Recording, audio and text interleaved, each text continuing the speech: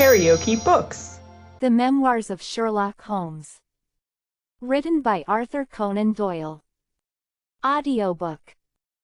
Chapter 3. The Yellow Face. In publishing these short sketches based upon the numerous cases in which my companion's singular gifts have made us the listeners to, and eventually the actors in, some strange drama, it is only natural that I should dwell rather upon his successes than upon his failures. And this not so much for the sake of his reputation, for, indeed, it was when he was at his wits' end that his energy and his versatility were most admirable, but because where he failed it happened too often that no one else succeeded, and that the tale was left forever without a conclusion. Now and again, however, it chanced that even when he erred, the truth was still discovered. I have noted of some half-dozen cases of the kind, of which the affair of the second stain and that which I am now about to recount are the two which present the strongest features of interest. Sherlock Holmes was a man who seldom took exercise for exercise's sake. Few men were capable of greater muscular effort, and he was undoubtedly one of the finest boxers of his weight that I have ever seen. But he looked upon aimless bodily exertion as a waste of energy, and he seldom bestirred himself save when there was some professional object to be served. Then he was absolutely untiring and indefatigable. That he should have kept himself in training under such circumstances is remarkable, but his diet was usually of the sparest, and his habits were simple to the verge of austerity. Save for the occasional use of cocaine, he had no vices, and he only turned to the drug as a protest against the monotony of existence when cases were scanty and the papers uninteresting. One day in early spring he had so far relaxed as to go for a walk with me in the park, where the first faint shoots of green were breaking out upon the elms, and the sticky spearheads of the chestnuts were just beginning to burst into their five-fold leaves. For 2 hours we rambled about together, in silence for the most part, as befits two men who know each other intimately. It was nearly 5 before we were back in Baker Street once more. "Beg pardon, sir," said our page boy, as he opened the door. "There's been a gentleman here asking for you, sir." Holmes glanced reproachfully at me. "So much for afternoon walks," said he. "Has this gentleman gone, then?" "Yes, sir." "Didn't you ask him in?" "Yes, sir, he came in." "How long did he wait?" "Half an hour, sir." "He was a very restless gentleman, sir, a walkin' and a stampin' all the time he was here. I was waitin' outside the door, sir, and I could hear him. At last he outs into the passage, and he cries, 'Is that man never goin' to come?' Those were his very words, sir. 'You'll only need to wait a little longer,' says I. 'Then I'll wait in the open air, for I feel half choked,' says he. 'I'll be back before long.' And with that he ups and he outs, and all I could say wouldn't hold him back." "Well, well, you did your best," said Holmes, as we walked into our room. "It's very annoying, though, Watson. I was badly in need of a case, and this looks, from the man's impatience, as if it were of importance. Halloa! That's not your pipe on the table. He must have left his behind him. A nice old briar with a good long stem of what the tobacconists call amber. I wonder how many real amber mouthpieces there are in London. Some people think that a fly in it is a sign. Well, he must have been disturbed in his mind to leave a pipe behind him which he evidently values highly." "How do you know that he values it highly?" I asked. "Well, I should put the original cost of the pipe at 7 6 pence. Now it has, you see, been twice mended, once in the wooden stem and once in the amber. Each of these mends, done, as you observe, with silver bands, must have cost more than the pipe did originally. The man must value the pipe highly when he prefers to patch it up rather than buy a new one with the same money. Anything else? I asked, for Holmes was turning the pipe about in his hand, and staring at it in his peculiar pensive way. He held it up and tapped on it with his long, thin forefinger, as a professor might who was lecturing on a bone. Pipes are occasionally of extraordinary interest, said he. Nothing has more individuality, save perhaps watches and bootlaces. The indications here, however, are neither very marked nor very important. The owner is obviously a muscular man, left-handed, with an excellent set of teeth, careless in his habits, and with no need to practice economy. My friend threw out the information in a very offhand way, but I saw that he cocked his eye at me to see if I had followed his reasoning. You think the man must be well-to-do if he smokes a 7-shilling pipe, said I. This is Grosvenor mixture at 8 pence an ounce, Holmes answered, knocking a little out on his palm. As he might get an excellent smoke for half the price, he has no need to practice economy. And the other points? He has been in the habit of lighting his pipe at lamps and gas jets. You can see that it is quite charred all down one side. Of course a match could not have done that. Why should a man hold a match to the side of his pipe? But you cannot light it at a lamp without getting the bowl charred. And it is all on the right side of the pipe. From that I gather that he is a left-handed man. You hold your own pipe to the lamp, and see how naturally you, being right-handed, hold the left side to the flame. You might do it once the other way, but not as a constancy. This has always been held so. Then he has bitten through his amber.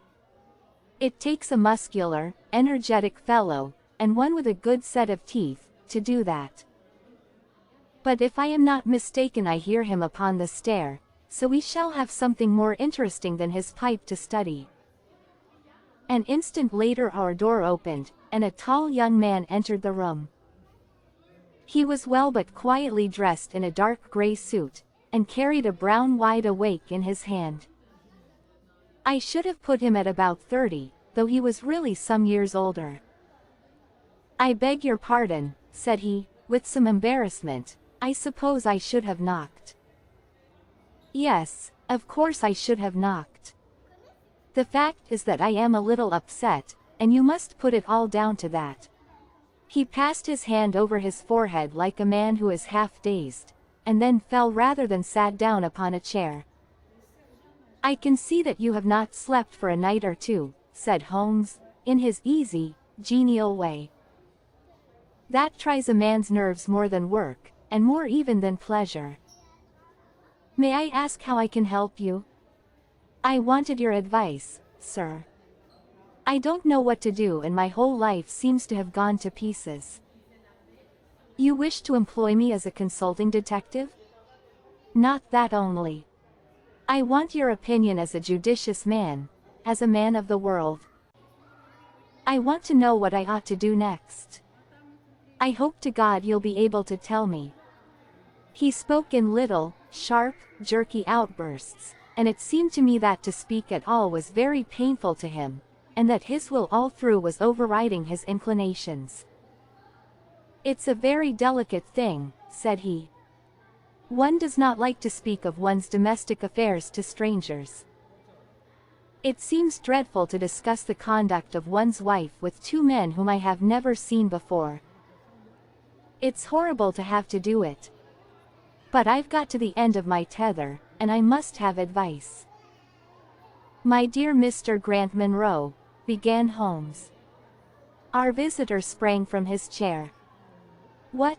He cried, you know my name. If you wish to preserve your incognito, said Holmes, smiling, I would suggest that you cease to write your name upon the lining of your hat, or else that you turn the crown towards the person whom you are addressing. I was about to say that my friend and I have listened to a good many strange secrets in this room, and that we have had the good fortune to bring peace to many troubled souls, I trust that we may do as much for you. Might I beg you, as time may prove to be of importance, to furnish me with the facts of your case without further delay?" Our visitor again passed his hand over his forehead, as if he found it bitterly hard.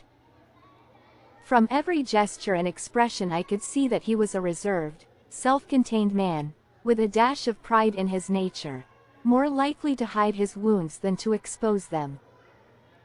Then suddenly, with a fierce gesture of his closed hand, like one who throws reserve to the winds, he began. "The facts are these, Mr. Holmes," said he. "I am a married man, and have been so for 3 years. During that time my wife and I have loved each other as fondly and lived as happily as any two that ever were joined. We have not had a difference, not one, in thought or word or deed. And now, since last Monday, there has suddenly sprung up a barrier between us, and I find that there is something in her life and in her thought of which I know as little as if she were the woman who brushes by me in the street. We are estranged, and I want to know why. Now there is one thing that I want to impress upon you before I go any further, Mr. Holmes. Effie loves me. Don't let there be any mistake about that. She loves me with her whole heart and soul, and never more than now. I know it. I feel it. I don't want to argue about that. A man can tell easily enough when a woman loves him. But there's this secret between us, and we can never be the same until it is cleared. Kindly let me have the facts, Mr. Monroe, said Holmes, with some impatience. I'll tell you what I know about Effie's history. She was a widow when I met her first, though quite young, only 25. Her name then was Mrs. Hebron. She went out to America when she was young, and lived in the town of Atlanta, where she married this Hebron, who was a lawyer with a good practice. They had one child, but the yellow fever broke out badly in the place, and both husband and child died of it. I have seen his death certificate. This sickened her of America, and she came back to live with a maiden aunt at Pinner, in Middlesex. I may mention that her husband had left her comfortably off, and that she had a capital of about £4,500, which had been so well invested by him that it returned an average of 7%. She had only been 6 months at Pinner when I met her. We fell in love with each other, and we married a few weeks afterwards. I am a hop merchant myself, and as I have an income of 700 or 800, we found ourselves comfortably off, and took a nice £80 a year villa at Norbury. Our little place was very countrified, considering that it is so close to town. We had an inn and 2 houses a little above us, and a single cottage at the other side of the field which faces us, and except those there were no houses until you got halfway to the station. My business took me into town at certain seasons, but in summer I had less to do, and then in our country home my wife and I were just as happy as could be wished. I tell you that there never was a shadow between us until this accursed affair began. There's one thing I ought to tell you before I go further. When we married, my wife made over all her property to me, rather against my will, for I saw how awkward it would be if my business affairs went wrong. However, she would have it so, and it was done. Well, about 6 weeks ago she came to me. "Jack," said she, "when you took my money you said that if ever I wanted any I was to ask you for it." "Certainly," said I. "It's all your own." "Well," said she, "I want £100. I was a bit staggered at this, for I had imagined it was simply a new dress or something of the kind that she was after. "What on earth for?" I asked. "Oh," said she, in her playful way, "you said that you were only my banker, and bankers never ask questions, you know." "If you really mean it, of course you shall have the money," said I. "Oh, yes, I really mean it." "And you won't tell me what you want it for?" Someday, perhaps, but not just at present, Jack. So I had to be content with that, though it was the first time that there had ever been any secret between us. I gave her a check, and I never thought any more of the matter. It may have nothing to do with what came afterwards, but I thought it only right to mention it. Well, I told you just now that there is a cottage not far from our house. There is just a field between us, but to reach it you have to go along the road and then turn down a lane. Just beyond it is a nice little grove of Scotch firs, and I used to be very fond of strolling down there, for trees are always a neighborly kind of things. The cottage had been standing empty this 8 months, and it was a pity, for it was a pretty 2-storied place, with an old-fashioned porch and honeysuckle about it. I have stood many a time and thought what a neat little homestead it would make. Well, last Monday evening I was taking a stroll down that way, when I met an empty van coming up the lane, and saw a pile of carpets and things lying about on the grass plot beside the porch. It was clear that the cottage had at last been let. I walked past it, and wondered what sort of folk they were who had come to live so near us. And as I looked I suddenly became aware that a face was watching me out of one of the upper windows. I don't know what there was about that face, Mr. Holmes, but it seemed to send a chill right down my back. I was some little way off, so that I could not make out the features, but there was something unnatural and inhuman about the face. That was the impression that I had, and I moved quickly forwards to get a nearer view of the person who was watching me. But as I did so the face suddenly disappeared, so suddenly that it seemed to have been plucked away into the darkness of the room. I stood for 5 minutes thinking the business over, and trying to analyze my impressions.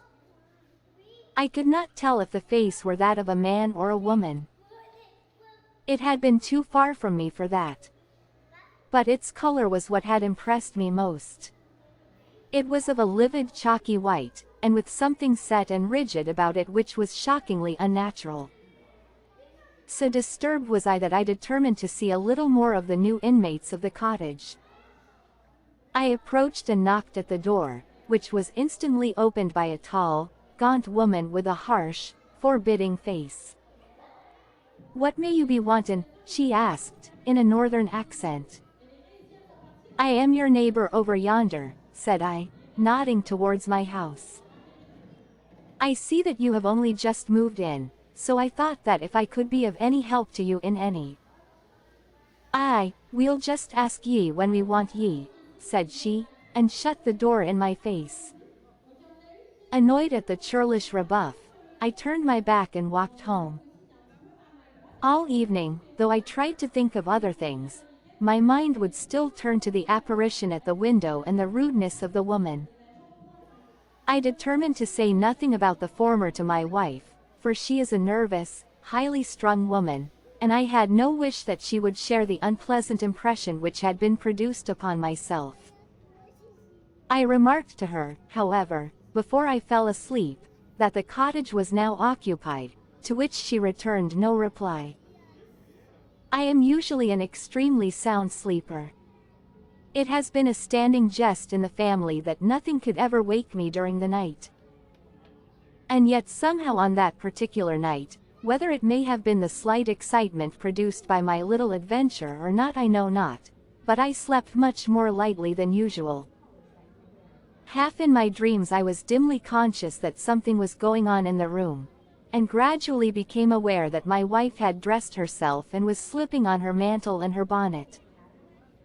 My lips were parted to murmur out some sleepy words of surprise or remonstrance at this untimely preparation, when suddenly my half-opened eyes fell upon her face, illuminated by the candle light, and astonishment held me dumb. She wore an expression such as I had never seen before, such as I should have thought her incapable of assuming. She was deadly pale and breathing fast, glancing furtively towards the bed as she fastened her mantle, to see if she had disturbed me. Then, thinking that I was still asleep, she slipped noiselessly from the room, and an instant later I heard a sharp creaking which could only come from the hinges of the front door. I sat up in bed and rapped my knuckles against the rail to make certain that I was truly awake. Then I took my watch from under the pillow. It was 3 in the morning. What on this earth could my wife be doing out on the country road at 3 in the morning? I had sat for about 20 minutes turning the thing over in my mind and trying to find some possible explanation. The more I thought, the more extraordinary and inexplicable did it appear. I was still puzzling over it when I heard the door gently close again, and her footsteps coming up the stairs. "Where in the world have you been, Effie?" I asked as she entered. She gave a violent start and a kind of gasping cry when I spoke, and that cry and start troubled me more than all the rest, for there was something indescribably guilty about them. My wife had always been a woman of a frank, open nature, and it gave me a chill to see her slinking into her own room, and crying out and wincing when her own husband spoke to her. "You awake, Jack?" she cried, with a nervous laugh. "Why, I thought that nothing could awake you. Where have you been?" I asked, more sternly. "I don't wonder that you are surprised," said she, and I could see that her fingers were trembling as she undid the fastenings of her mantle. "Why, I never remember having done such a thing in my life before. The fact is that I felt as though I were choking, and had a perfect longing for a breath of fresh air. I really think that I should have fainted if I had not gone out. I stood at the door for a few minutes, and now I am quite myself again." All the time that she was telling me this story she never once looked in my direction, and her voice was quite unlike her usual tones. It was evident to me that she was saying what was false. I said nothing in reply, but turned my face to the wall, sick at heart, with my mind filled with 1,000 venomous doubts and suspicions. What was it that my wife was concealing from me? Where had she been during that strange expedition? I felt that I should have no peace until I knew, and yet I shrank from asking her again after once she had told me what was false. All the rest of the night I tossed and tumbled, framing theory after theory, each more unlikely than the last. I should have gone to the city that day, but I was too disturbed in my mind to be able to pay attention to business matters. My wife seemed to be as upset as myself, and I could see from the little questioning glances which she kept shooting at me that she understood that I disbelieved her statement, and that she was at her wits' end what to do. We hardly exchanged a word during breakfast, and immediately afterwards I went out for a walk, that I might think the matter out in the fresh morning air. I went as far as the Crystal Palace, spent an hour in the grounds, and was back in Norbury by 1 o'clock. It happened that my way took me past the cottage, and I stopped for an instant to look at the windows, and to see if I could catch a glimpse of the strange face which had looked out at me on the day before. As I stood there, imagine my surprise, Mr. Holmes, when the door suddenly opened and my wife walked out. I was struck dumb with astonishment at the sight of her, but my emotions were nothing to those which showed themselves upon her face when our eyes met. She seemed for an instant to wish to shrink back inside the house again, and then, seeing how useless all concealment must be, she came forward, with a very white face and frightened eyes which belied the smile upon her lips. "Ah, Jack," she said, "I have just been in to see if I can be of any assistance to our new neighbors." "Why do you look at me like that, Jack? You are not angry with me?" "So," said I, "this is where you went during the night." "What do you mean?" she cried. "You came here." "I am sure of it." "Who are these people, that you should visit them at such an hour?" "I have not been here before." "How can you tell me what you know is false?" I cried. "Your very voice changes as you speak." When have I ever had a secret from you? I shall enter that cottage, and I shall probe the matter to the bottom. No, no, Jack, for God's sake, she gasped, in uncontrollable emotion.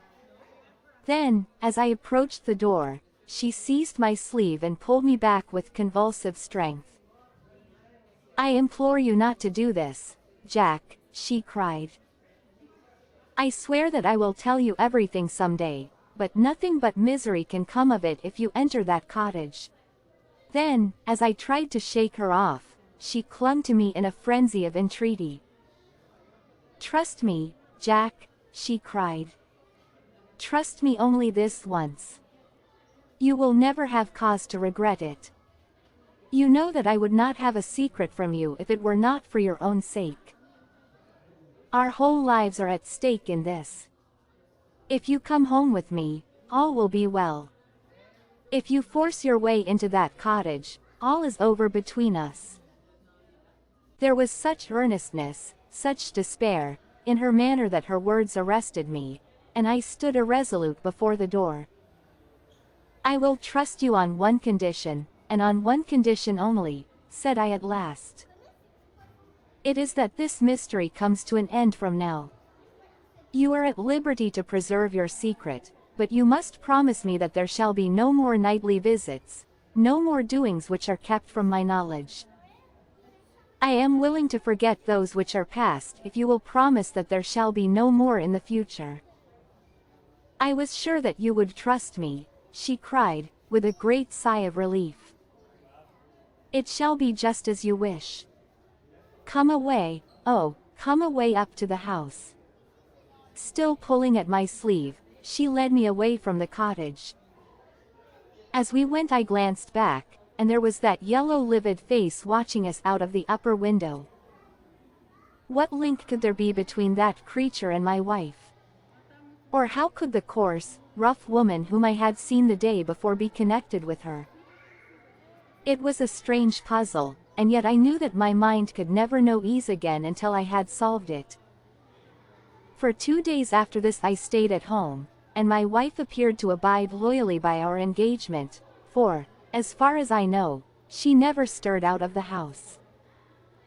On the 3rd day, however, I had ample evidence that her solemn promise was not enough to hold her back from this secret influence which drew her away from her husband and her duty. I had gone into town on that day, but I returned by the 2.40 instead of the 3.36, which is my usual train. As I entered the house the maid ran into the hall with a startled face. "Where is your mistress?" I asked. "I think that she has gone out for a walk," she answered. My mind was instantly filled with suspicion. I rushed upstairs to make sure that she was not in the house. As I did so I happened to glance out of one of the upper windows, and saw the maid with whom I had just been speaking running across the field in the direction of the cottage. Then of course I saw exactly what it all meant. My wife had gone over there, and had asked the servant to call her if I should return. Tingling with anger, I rushed down and hurried across, determined to end the matter once and forever. I saw my wife and the maid hurrying back along the lane, but I did not stop to speak with them. In the cottage lay the secret which was casting a shadow over my life. I vowed that, come what might, it should be a secret no longer. I did not even knock when I reached it, but turned the handle and rushed into the passage. It was all still and quiet upon the ground floor. In the kitchen a kettle was singing on the fire, and a large black cat lay coiled up in the basket, but there was no sign of the woman whom I had seen before. I ran into the other room, but it was equally deserted. Then I rushed up the stairs, only to find 2 other rooms empty and deserted at the top. There was no one at all in the whole house. The furniture and pictures were of the most common and vulgar description, save in the one chamber at the window of which I had seen the strange face. That was comfortable and elegant, and all my suspicions rose into a fierce bitter flame when I saw that on the mantelpiece stood a copy of a full-length photograph of my wife, which had been taken at my request only 3 months ago. I stayed long enough to make certain that the house was absolutely empty. Then I left it, feeling a weight at my heart such as I had never had before. My wife came out into the hall as I entered my house, but I was too hurt and angry to speak with her, and pushing past her, I made my way into my study. She followed me, however, before I could close the door. "I am sorry that I broke my promise, Jack," said she, "but if you knew all the circumstances I am sure that you would forgive me." "Tell me everything, then," said I. "I cannot, Jack, I cannot," she cried. "Until you tell me who it is that has been living in that cottage, and who it is to whom you have given that photograph, there can never be any confidence between us," said I, and breaking away from her, I left the house. That was yesterday, Mr. Holmes, and I have not seen her since, nor do I know anything more about this strange business. It is the first shadow that has come between us, and it has so shaken me that I do not know what I should do for the best. Suddenly this morning it occurred to me that you were the man to advise me, so I have hurried to you now, and I place myself unreservedly in your hands. If there is any point which I have not made clear, pray question me about it. But, above all, tell me quickly what I am to do, for this misery is more than I can bear." Holmes and I had listened with the utmost interest to this extraordinary statement, which had been delivered in the jerky, broken fashion of a man who is under the influence of extreme emotions. My companion sat silent for some time, with his chin upon his hand, lost in thought. "Tell me," said he at last, "could you swear that this was a man's face which you saw at the window?" "Each time that I saw it I was some distance away from it, so that it is impossible for me to say." "You appear, however, to have been disagreeably impressed by it." "It seemed to be of an unnatural color, and to have a strange rigidity about the features. When I approached, it vanished with a jerk." "How long is it since your wife asked you for £100?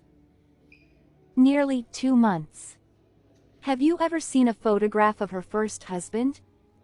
"No, there was a great fire at Atlanta very shortly after his death, and all her papers were destroyed." "And yet she had a certificate of death." "You say that you saw it?" "Yes, she got a duplicate after the fire." "Did you ever meet anyone who knew her in America?" "No." "Did she ever talk of revisiting the place?" "No." "Or get letters from it?" "No." "Thank you. I should like to think over the matter a little now. If the cottage is now permanently deserted we may have some difficulty. If, on the other hand, as I fancy is more likely, the inmates were warned of your coming, and left before you entered yesterday, then they may be back now, and we should clear it all up easily. Let me advise you, then, to return to Norbury, and to examine the windows of the cottage again. If you have reason to believe that it is inhabited, do not force your way in, but send a wire to my friend and me. We shall be with you within an hour of receiving it, and we shall then very soon get to the bottom of the business." "And if it is still empty?" "In that case I shall come out tomorrow and talk it over with you. Goodbye, and, above all, do not fret until you know that you really have a cause for it." "I am afraid that this is a bad business, Watson," said my companion, as he returned after accompanying Mr. Grant Munro to the door. "What do you make of it?" "It had an ugly sound," I answered. "Yes. There's blackmail in it, or I am much mistaken." "And who is the blackmailer?" "Well, it must be the creature who lives in the only comfortable room in the place, and has her photograph above his fireplace." "Upon my word, Watson, there is something very attractive about that livid face at the window, and I would not have missed the case for worlds." "You have a theory?" "Yes, a provisional one.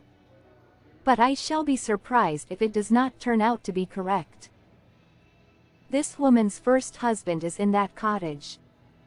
"Why do you think so?" "How else can we explain her frenzied anxiety that her second one should not enter it? The facts, as I read them, are something like this. This woman was married in America. Her husband developed some hateful qualities, or shall we say that he contracted some loathsome disease, and became a leper or an imbecile. She flies from him at last, returns to England, changes her name, and starts her life, as she thinks, afresh. She has been married 3 years, and believes that her position is quite secure, having shown her husband the death certificate of some man whose name she has assumed, when suddenly her whereabouts is discovered by her first husband, or, we may suppose, by some unscrupulous woman who has attached herself to the invalid. They write to the wife, and threaten to come and expose her.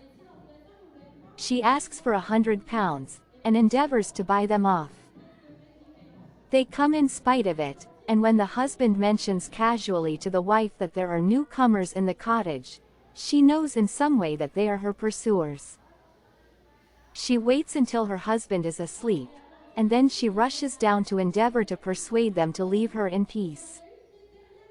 Having no success, she goes again next morning, and her husband meets her, as he has told us, as she comes out. She promises him then not to go there again, but 2 days afterwards the hope of getting rid of those dreadful neighbors was too strong for her, and she made another attempt, taking down with her the photograph which had probably been demanded from her. In the midst of this interview the maid rushed in to say that the master had come home, on which the wife, knowing that he would come straight down to the cottage, hurried the inmates out at the back door, into the grove of fir trees, probably, which was mentioned as standing near. In this way he found the place deserted. I shall be very much surprised, however, if it is still so when he reconnoiters it this evening. What do you think of my theory? It is all surmise. But at least it covers all the facts. When new facts come to our knowledge which cannot be covered by it, it will be time enough to reconsider it. We can do nothing more until we have a message from our friend at Norbury. But we had not a very long time to wait for that.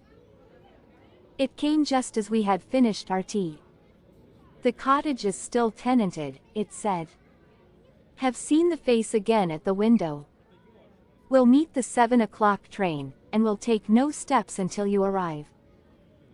He was waiting on the platform when we stepped out, and we could see in the light of the station lamps that he was very pale, and quivering with agitation. They are still there, Mr. Holmes, said he, laying his hand hard upon my friend's sleeve. I saw lights in the cottage as I came down. We shall settle it now once and for all. What is your plan, then? Asked Holmes, as he walked down the dark tree-lined road. I am going to force my way in and see for myself who is in the house. I wish you both to be there as witnesses. You are quite determined to do this, in spite of your wife's warning that it is better that you should not solve the mystery? Yes, I am determined. Well, I think that you are in the right. Any truth is better than indefinite doubt. We had better go up at once. Of course, legally, we are putting ourselves hopelessly in the wrong, but I think that it is worth it. It was a very dark night, and a thin rain began to fall as we turned from the high road into a narrow lane, deeply rutted, with hedges on either side. Mr. Grant Munro pushed impatiently forward, however, and we stumbled after him as best we could. There are the lights of my house, he murmured, pointing to a glimmer among the trees. And here is the cottage which I am going to enter. We turned a corner in the lane as he spoke, and there was the building close beside us. A yellow bar falling across the black foreground showed that the door was not quite closed, and one window in the upper story was brightly illuminated. As we looked, we saw a dark blur moving across the blind. "There is that creature," cried Grant Monroe. "You can see for yourselves that someone is there. Now follow me, and we shall soon know all." We approached the door, but suddenly a woman appeared out of the shadow and stood in the golden track of the lamplight. I could not see her face in the darkness, but her arms were thrown out in an attitude of entreaty. "For God's sake, don't, Jack," she cried. "I had a presentiment that you would come this evening. Think better of it, dear. Trust me again, and you will never have cause to regret it." "I have trusted you too long, Effie," he cried, sternly. "Leave go of me. I must pass you. My friends and I are going to settle this matter once and forever." He pushed her to one side, and we followed closely after him. As he threw the door open, an old woman ran out in front of him and tried to bar his passage, but he thrust her back, and an instant afterwards we were all upon the stairs. Grant Monroe rushed into the lighted room at the top, and we entered at his heels. It was a cozy, well-furnished apartment, with 2 candles burning upon the table and 2 upon the mantelpiece. In the corner, stooping over a desk, there sat what appeared to be a little girl. Her face was turned away as we entered, but we could see that she was dressed in a red frock, and that she had long white gloves on. As she whisked round to us, I gave a cry of surprise and horror. The face which she turned towards us was of the strangest livid tint, and the features were absolutely devoid of any expression. An instant later the mystery was explained. Holmes, with a laugh, passed his hand behind the child's ear. A mask peeled off from her countenance, and there was a little coal-black negress, with all her white teeth flashing in amusement at our amazed faces. I burst out laughing, out of sympathy with her merriment, but Grant Monroe stood staring, with his hand clutching his throat. "My God," he cried. "What can be the meaning of this?" "I will tell you the meaning of it," cried the lady, sweeping into the room with a proud, set face. "You have forced me, against my own judgment, to tell you, and now we must both make the best of it. My husband died at Atlanta. My child survived." "Your child?" She drew a large silver locket from her bosom. "You have never seen this open." I understood that it did not open. She touched a spring, and the front hinged back. There was a portrait within of a man strikingly handsome and intelligent-looking, but bearing unmistakable signs upon his features of his African descent. "That is John Hebron, of Atlanta," said the lady, "and a nobler man never walked the earth. I cut myself off from my race in order to wed him, but never once while he lived did I for an instant regret it. It was our misfortune that our only child took after his people rather than mine. It is often so in such matches, and little Lucy is darker far than ever her father was. But dark or fair, she is my own dear little girlie, and her mother's pet." The little creature ran across at the words and nestled up against the lady's dress. "When I left her in America," she continued, "it was only because her health was weak, and the change might have done her harm. She was given to the care of a faithful Scotchwoman who had once been our servant. Never for an instant did I dream of disowning her as my child.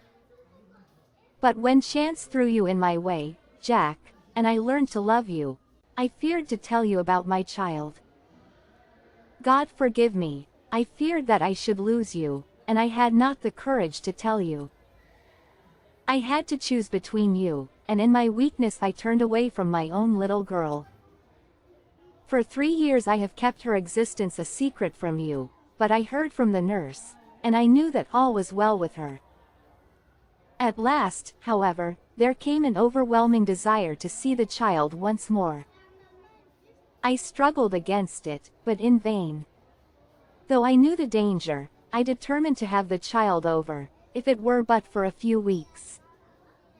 I sent £100 to the nurse, and I gave her instructions about this cottage, so that she might come as a neighbor, without my appearing to be in any way connected with her.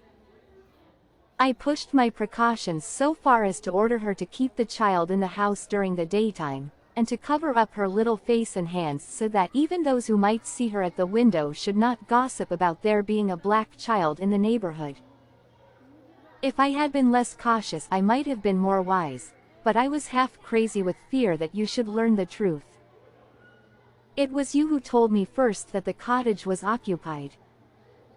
I should have waited for the morning, but I could not sleep for excitement, and so at last I slipped out, knowing how difficult it is to awake you.